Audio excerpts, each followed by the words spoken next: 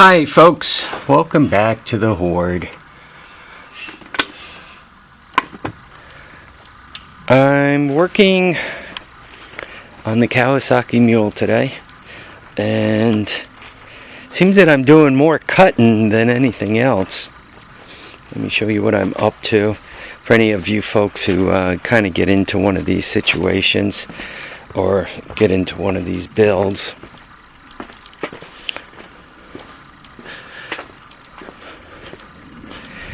Now, there's always a method to the madness here at the Hoard.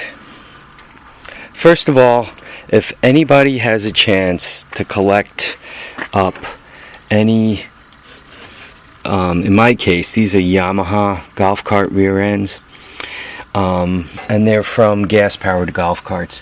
The nice thing about them is they have forward and reverse built right in.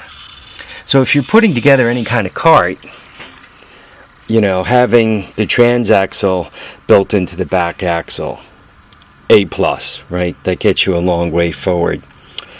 There's obviously part of a torque converter on there. I'm going to take that off.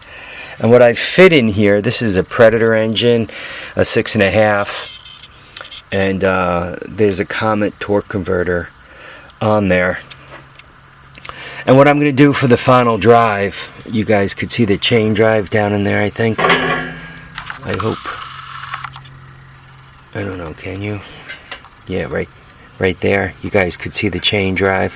I'm just going to have a chain drive where the torque converter is. And the good thing about that is it allows me, I'm going to start out with a 1-to-1 drive.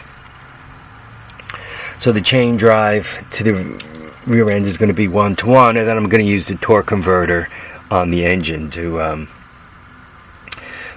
basically be my variable transmission.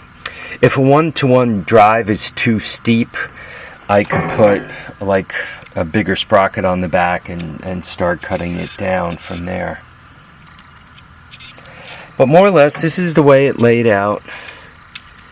You guys could see the flat metal goes up to that. Chances are what I'm going to do with this piece of flat metal is I'm going to run it under that pipe right there, and if you keep going, right, you could see that pipe I just pointed at, and if I keep going it goes there. So I'm going to go from there to here and keep going out back. You could see the cross branch there, right? I'm going to run uprights to here, right? So from here down to there, and there's a second one from there down, and that's going to be my whole cradle. My engine, transmission, everything is going to fit right on the cradle. I'm going to bolt it up to those, that guy and that guy. What I'll do is I'll put U-bolts over the frame that exists, and run it on down. The tubing that I'm showing here, this is 1.5 inch. I'm going to end up going with 2-inch, but the gauge of this tubing and even the gauge of the tubing I've picked up in the truck looks a little bit small to me. So I think, even though I have a truckload of tubing, I think what I'm going to do is I'm going to pop for some more square tubing. I just think it's going to be a little thin, particularly if I'm putting weight on it. Like if I want to put 1,000 pounds or so in here, right? You got all the stress and the torque of it moving it around, plus the 1,000 pounds, right? I guess it's, I don't know, call it a couple hundred pounds of the vehicle. It's, well, I don't know, a few hundred pounds of the vehicle itself.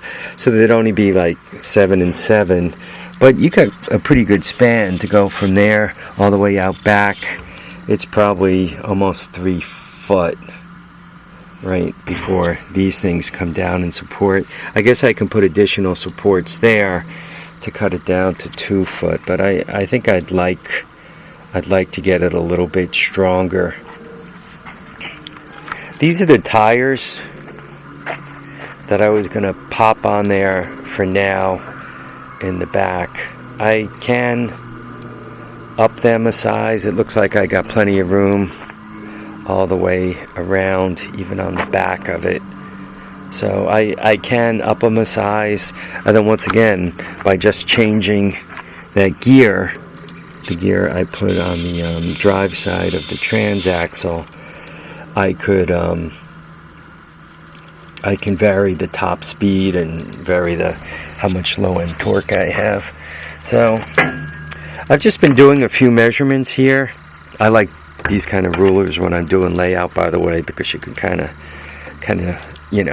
set them to value. And I'm noticing that I have about 17.5 inches of headroom. This right here is a 6.5 horsepower Predator. It does not have electric start. Right, it's just a typical pull start. I had a gift certificate and I wanted to use it before I had any trouble, and they were on sale for 99 bucks. So you know, what do? You pick up an engine just in case you have a need for it. And there it is, sits there, right? 6.5 horsepower. 6.5 horsepower to move this thing around. It itself, now that the engine and tranny are out of it, it's lighter. But I'd still say,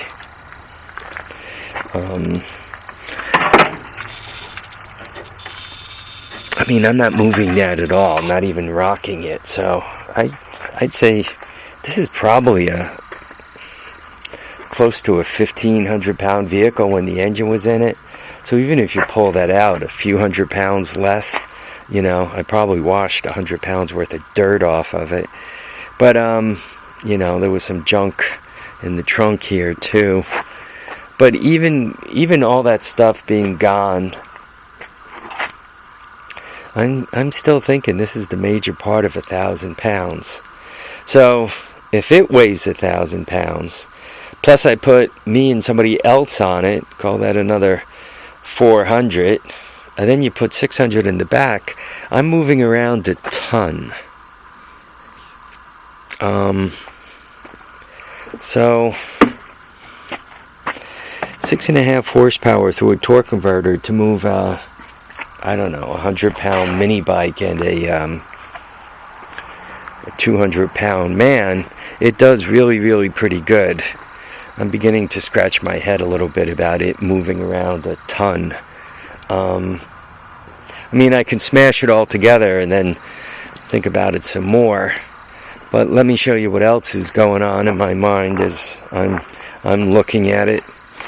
It so happens that I managed to get a deal on a 13 horsepower Predator with electric start and the whole shoot and match.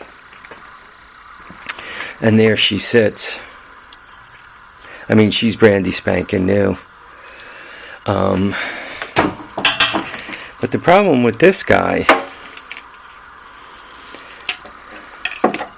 I showed you that 17.5. The problem with this guy is it's literally, you know, right up there on the line. Obviously, I could take the gas tank and muffler off. That gives me more headroom. But then we're beginning to move away from that simplicity thing I was telling you guys about. I want this thing as simple as possible. I want both electric start. I want pull start. That way, just in case the battery's dead, it'll still be able to get started and it'll run and drag itself about. I want reliability. You know, the Predator motor's pretty good. They're good until they're not. And then for $100, you take it off, you throw it over your shoulder, and you put another one on. The torque converter, boy, they've really come down in price too. That's about another $100. Once again, take it off, throw it over your shoulder, and put another one on. The golf cart rear end, Yamaha rear ends, Yamaha golf cart rear ends. I have a couple floating around, so to me they're really not in short supply. You can buy them. They are not cheap on eBay. You're better off getting a completely destroyed golf cart, a wrecked golf cart, a burned golf cart, a screwed to the ground golf cart, and then pulling the rear end out of that. Doesn't appear as if the rear ends go bad. It appears as if the fail mode, particularly on the Yamaha golf cart, is they seem to rust out. They seem to get rusty and die of that. Also, people blow the motors up, right? If you don't put oil, you know, if you don't keep them full of oil, they do die of that. So there I am. I don't know what you guys think. You know, you ride around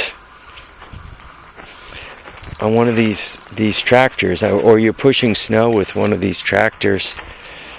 I mean, this monster here is a 10 horse, and it weighs 2 tons. Or it doesn't weigh 2 tons. It probably weighs 500 pounds, right? And you could pull, you know, 1,000-pound cart with it and everything else. It does it. So, I guess I guess what's going back and forth in my head is 6.5 horsepower going to be underpowered to the point where it's useless, or is it? I mean, what am I going to use it for? I want to run it around the property. Am I really going to put 1,000 pounds in it? Probably not. Mostly I'm going to use it for brush. Mostly, honestly, it's probably, once it's complete, it'll be pulled into here. The back of it could be useful as a workbench. This guy will probably sit alongside of it. And then when I do want to work on stuff, I can just start it up, drive it out, start this up, drive it out, and have a nice slot to work in, and not worry about security, because given that I want to keep this slot more or less empty as my shop, should I need to go away or something, it allows me to put the two of them away again. I don't know how you guys work on things. I have a tendency to like put that thing together, and I'm looking at it now. Tomorrow morning I'll get up and look at it some more, and then I'm probably going to go out and buy steel tomorrow. I'm probably going to use 2-inch box.